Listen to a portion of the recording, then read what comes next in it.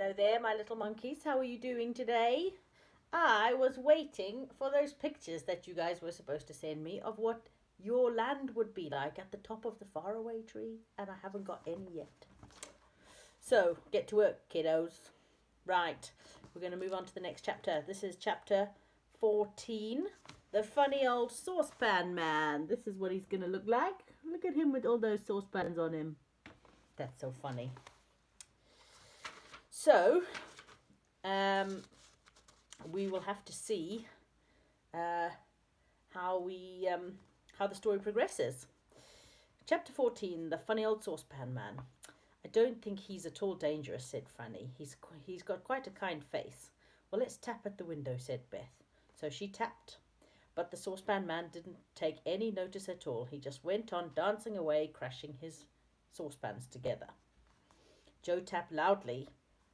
Saucepan Man caught sight of him in the window and looked almost astonished. He stopped dancing and went to the door. Come in and dance, he said. Oh, no, thank you, said Joe. We've just come to ask you to tea. Ask me for a bee? Said old Saucepan Man, looking very surprised. I'm so sorry, but I don't keep bees, only saucepans. Not bees, said Joe, to ask you out to tea. Oh, but I don't want to go to the sea, said Saucepan Man. I don't like the water at all. Never did. Never. Very kind of you, though, I'm sure, but I really hate the sea.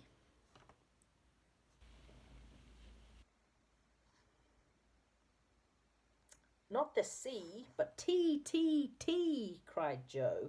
Oh, tea, said Saucepan Man. Well, why didn't you say so? Then I would have understood. I did say that before, said poor Joe. What? Shut the door, said the Saucepan Man. Certainly, if you want to, give it a push. He can't hear very well, said Franny. He must be deaf. No, I'm not, said Saucepan Man, hearing perfectly all of a sudden. Not a bit deaf. Only sometimes, when my saucepans have been crashing around, I get rather a lot of noises in my ears afterwards. But I'm not deaf. Well, I'm very glad of that, Joe said politely. Cat? No, I haven't got a cat, said the Saucepan Man, looking all round. Did you see one? I didn't say anything about a cat, Joe said patiently. You did. I heard you, said the Saucepan Man, getting cross. I don't encourage cats. I keep mice instead. I shall look for that cat. And then, with the saucepans clanging around him, he began to look for a cat, where certainly there wasn't any. He sounds like a crazy dude, right? Cat, cat, cat, he called. Cat, cat, cat. There's no cat in your house, shouted Moonface. Mouse? Where did you see a mouse? Said the old man, alarmed. I wouldn't like one of my mice to be caught by your cat. I tell you, we haven't got a cat, said Joe, feeling quite cross. We've come to tell you about your friend, Mr. What's-his-name. For once, old Saucepan Man seemed to hear Joe, and at once he stopped looking for the cat. Mr. What's-his-name, he cried. Where is he? He's a great friend of mine. Well, wouldn't you like to go and have tea with him then, said Joe. Yes, I certainly would, said the Saucepan Man. Please tell me where he is. He's sitting on the ladder leading from the faraway tree to your land. He's waiting there. Yes, for me, said Moonface in a whisper. Shh, said Franny. The Saucepan Man gave a yell of joy when he heard his old friend where his old friend was, and he set off for the cliff, shouting in delight. Hurrah, I've come to the faraway tree, and I can see my friends again, and Mr. What's-his-name is waiting for me to have tea. Come on, let's go. Up the cliff he went, treading on those saucepan steps, his own saucepans and kettles rattling and banging all around him. The children and Moonface followed. The Saucepan Man ran helter-skelter to the hole that led down to the topmost branch of the faraway tree, dropping a few saucepans along the way. When he got there, he peered down and saw Mr. What's-his-name sitting on the ladder, watching for Moonface. But the Saucepan Man didn't know that, of course. He thought his friend was waiting for him. Hey, hey, hey! He yelled, dropping a saucepan on top of Mr. What's-his-name in his excitement. Hello, old friend! Mr. What's-his-name watched the saucepan bouncing off his foot, then down a branch of the faraway tree, and wondered who it would hit. He looked up in amazement when he heard his friends shout. Saucepan, he yelled. Dear old Saucepan! Fancy seeing you! Glue, said Mr. Saucepan Man. suddenly hearing wrong again. Glue? No, I've not got glue with me, but I can soon make some for you. Still the same silly old saucepan man, aren't you? Cried Mr. What's-his-name. Come down here. I didn't say anything about the glue. Come and have a cup of tea. The kettle's already boiling. Oh, I don't want oiling, said Saucepan Man, though he really sounded as though he did. He was full of clangs and clatters. I've come to have tea and a talk with you. Hurrah! So he put his foot on the ladder, but unfortunately he stepped on a kettle that had got round his leg, and down he went, clatter, bang, crash, smash, clang. Mr. What's-his-name caught him as he went past, and down he went too, rolling off the ladder, down the branch, past Moonface's door, and down the tree. There they go, said Moonface in delight, all mixed up with the kettles and saucepans. What a joke. They'll give old Dame Wash-a-Lot a fright if they fall into her wash-tub.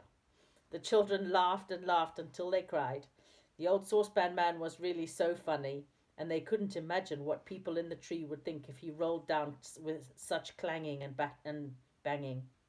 It's quite safe to go down now, said Joe, peering down the ladder. They've disappeared.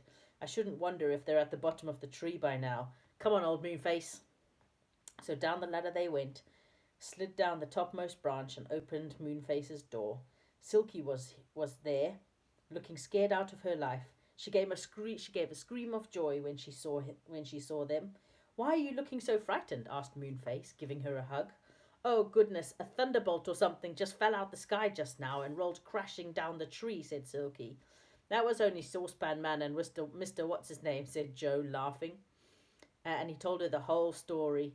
Silky laughed until her sides ached. She ran out the door and peeped down the tree. Look, she said, pointing. Can you see far down there, between the branches? They all looked, and they saw Mr. What's-his-name and old Saucepan Man climbing painfully up to Mr. What's-his-name's house, both talking together at the top of their voices. They've forgotten all about us, said Joe joyfully. Now, for goodness sake, Moonface, don't go putting acorns into Mr. What's-his-name's mouth again. Let's have something to eat, and then we must go home down your slippery slip. So they all five sat round Moonface's funny little room and ate some pop cakes that Silky fetched and drank acorn-ade. What do you think acorn-ade is? Sounds cool, right? And drank acorn-ade, which was made of acorns and was most delicious.